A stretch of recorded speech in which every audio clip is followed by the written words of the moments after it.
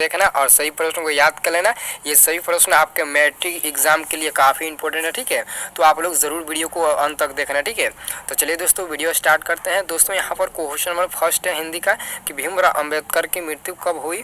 तो भीमराव अम्बेडकर की मृत्यु कब हुई थी। तो दोस्तों याद रखना, इसका सही उत्तर हो जाएगा ऑप्शन नंबर क्या हो जाएगा दोस्तों, ऑप्शन नंबर ए हो जाएगा, क्योंकि उनका जन्म 1891 ईस्वी में हुआ था, 14 अप्रैल 1891 ईस्वी में, और उनका मृत्यु जो हुआ था 1956 ईस्वी में हुआ था, ठीक है। याद रखना इसका जन्म कब हुआ था, इनका जन्म कब हुआ था और मृत्यु कब हुई थी, दोनों आप लोग याद रखना, दोनों आपके एग्जाम में पूछे जाते हैं, ठीक है। दूसरा नंबर प्रश्न है कि the caste in India their mechanism के लेखक है। मैकेनिज्म के लेखक कौन है। तो दोस्तों इसका तो आंसर आप लोगों को पहले से पता होगा, इसका आंसर आप लोगों को पहले से पता होगा, इसका लेखक भीमराव अम्बेडकर ही है, ठीक है। याद रखना। अगला क्वेश्चन 3 नंबर है दोस्तों। अगला क्वेश्चन क्या है 3 नंबर। दोस्तों यहाँ पर 3 नंबर प्रश्न है। 3 नंबर प्रश्न क्या है कि नलिनी बिलोचन शर्मा की कहानी है। नलिनी बिलोचन शर्मा की कहानी कौन सी है। तो दोस्तों याद रखना नलिनी बिलोचन शर्मा की कहानी ऑप्शन नंबर सी हो जाएगा विष के दांत। विष के दांत नलिनी बिलोचन शर्मा की कहानी है, ठीक है। चौथा नंबर प्रश्न है कि सेन साहब किस कहानी के पात्र हैं। सेन साहब किस कहानी का पात्र है। तो दोस्तों इसका सही उत्तर हो जाएगा ऑप्शन नंबर क्या हो जाएगा, ऑप्शन नंबर ए हो जाएगा, ए हो जाएगा, या फिर ऑप्शन नंबर सी होगा। सेन साहब किस कहानी का पात्र है। तो दोस्तों याद रखना है, इसका सही उत्तर हो जाएगा ऑप्शन नंबर सी विष के दांत, जिसमें सेन साहब की 5 पुत्रियां थी और एक बेटा था। बेटे का नाम खोखा था, खोखा प्लस बहादुर, ठीक है। बेटे का नाम क्या था, खोखा प्लस बहादुर, ठीक है। याद रखना इसका सही उत्तर हो जाएगा ऑप्शन नंबर सी, ठीक है। ए नहीं होगा, ऑप्शन नंबर सी होगा, ठीक है। और यहाँ पर 5 नंबर प्रश्न है दोस्तों। यहाँ पर 5 नंबर प्रश्न है कि भारत से हम क्या सीखे, किस साहित्यिक विद्या में है। तो यह एक क्या है, तो यह एक भाषण है। क्या है, यह एक भाषण है। भारत से हम क्या सीखे, इसके लेखक तो मैक्स मुलर है, लेकिन यह क्या है, तो भाषण है। तो इसका सही उत्तर ऑप्शन नंबर क्या हो जाएगा, बी हो जाएगा, ठीक है। छठा नंबर प्रश्न कि कौन सी भाषा सभी भाषाओं में अग्रजा है। कौन सी भाषा सभी भाषाओं में अग्रजा है।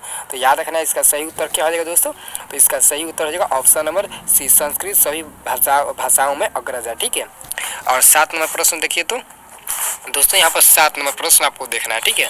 7 नंबर प्रश्न है कि नाखून क्यों बढ़ते हैं। यह प्रश्न लेखक के समक्ष किसने मतलब कि लेखक के समक्ष किसने उप में किया, किसके उप में किया, ठीक है। तो इसका सही उत्तर क्या जाएगा, पत्नी के रूप में, मित्र के रूप में, छोटी बेटी के रूप में, या फिर नौकर के रूप में, ठीक है। तो इसका आंसर क्या हो जाएगा, ऑप्शन नंबर बी हो जाएगा, छोटी बेटी के रूप में, ठीक है। छोटी बेटी के रूप में ऑप्शन नंबर बी हो जाएगा, ठीक है। 8 नंबर प्रश्न कि नाखून मनुष्य का क्या था, प्राचीनतम हथियार या फिर मध्यकालीन हथियार। ये तो सबको मालूम होगा, नाखून मनुष्य का सबसे पुराना हथियार था, ठीक है। तो पुराना का मतलब क्या होगा, प्राचीन, ठीक है। तो इसका सही उत्तर क्या हो जाएगा, ऑप्शन नंबर क्या हो जाएगा, ए हो जाएगा, पुराना हथियार था मनुष्य का नाखून, ठीक है। याद रखना। अब क्वेश्चन हम आपको कितना नंबर बताएंगे, 9 नंबर, ठीक है। अब यहाँ पर हम आपको क्वेश्चन 9 नंबर बताएंगे, ठीक है।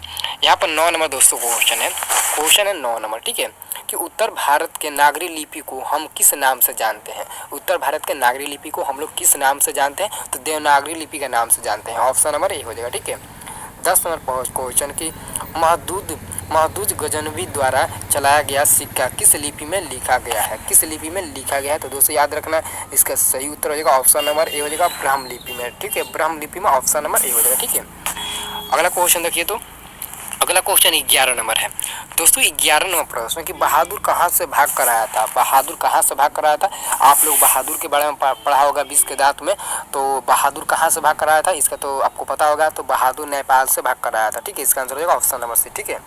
12 नंबर प्रश्न है कि रिश्तेदार जी पत्नी के कितने रुपए खो गए थे। रिश्तेदार की पत्नी के कितने रुपए खो गए थे। तो इसका सही उत्तर क्या हो जाएगा, आपका आंसर क्या हो जाएगा दोस्तों, ऑप्शन नंबर ए हो जाएगा 11 रुपया, यानी कि ऑप्शन नंबर ए हो जाएगा, ठीक है। 13 नंबर प्रश्न है कि दूसरों की नकल कर लिखा गया साहित्य कैसे होता है। दूसरों की नकल कर लिखा गया साहित्य कैसा होता है। तो याद रखना अद्धम होता है, ऑप्शन नंबर अद्धम। और लग गया इसका मतलब कि आप लोगों को आप लोग समझदार है, आप लोग समझ गए होंगे कि और पहले लगा दिया तो इसका मतलब क्या होता है, ठीक है। अब क्वेश्चन नंबर 14 है, ठीक है। क्वेश्चन नंबर 14 है, ठीक है। तो क्वेश्चन नंबर 14 देखिए, 14 क्वेश्चन में ध्यान से देखिए। 14 में क्वेश्चन है कि बिरजू महाराज को संगीत नाटक अकादमी अवार्ड किस उम्र में मिला, किस उम्र में मिला। तो दोस्तों याद रखना इसका सही उत्तर हो जाएगा ऑप्शन नंबर डी हो जाएगा। 27 वर्ष के उम्र में बिरजू महाराज को संगीत से नाटक से अकादमी अवार्ड मिला, ठीक है। 15 नंबर क्वेश्चन है कि अभिनयों में लेखक ने कितनी कविताएं लिखी है। अभिनयों में लेखक ने कितनी कविताएं लिखी। तो याद रखना 35 कविताएं लिखी, ठीक है। ऑप्शन नंबर सी हो जाएगा, ठीक है। अगला प्रश्न है यहाँ पर 16 नंबर 16 नंबर प्रश्न है दोस्तों कि मछली किस प्रकार की कहानी है। मछली किस प्रकार की कहानी है, ऐतिहासिक, सामाजिक, व्यंग्यात्मक या फिर मनोवैज्ञानिक। तो इसका सही उत्तर क्या होगा दोस्तों, ऑप्शन नंबर क्या हो जाएगा, सी हो जाएगा सामाजिक। मछली एक सामाजिक कहानी है, ठीक है, सामाजिक कहानी। अगर पूछ दे कि मछली क्या है, कहानी, निबंध, नाटक, भाषा, तो आप लोग कहानी माना, क्योंकि कहानी कह रहा है क्वेश्चन में, ठीक है। 17 नंबर प्रश्न है कि बिस्मिल्लाह खां के मामा का नाम था। बिस्मिल्लाह खां के मामा का क्या नाम था, तो याद रखना बिस्मिल्लाह खां के मामा का क्या नाम था, तो Sadiq Hussain, option number c हो जाएगा, ठीक है। 18 नंबर प्रश्न है कि भारतीय संस्कृति किसका प्रतीक है। भारतीय संस्कृति किसका प्रतीक है, इसका आंसर हो जाएगा एकता का, मानवता का, विविधता का, और ऑप्शन नंबर डी में है विभिन्न संस्कृतियों के समाजों का। तो इसका सही उत्तर हो जाएगा ऑप्शन नंबर डी ही होगा, ठीक है, ऑप्शन नंबर डी ही होगा, ठीक है, याद रखना। और अगला प्रश्न दोस्तों यहाँ पर अगला प्रश्न 19 नंबर है। 19 नंबर प्रश्न है कि गुरु नानक के अनुसार किसके बिना जन्म व्यर्थ है। गुरु नानक के अनुसार किसके बिना जन्म व्यर्थ है, तो याद रखना राम नाम के बिना जन्म व्यर्थ है गुरु नानक के अनुसार, ठीक है, आंसर हो जाएगा ऑप्शन नंबर डी, ठीक है। और अंतिम प्रश्न है कि गुरु नानक किस भक्ति धारा के कवि है।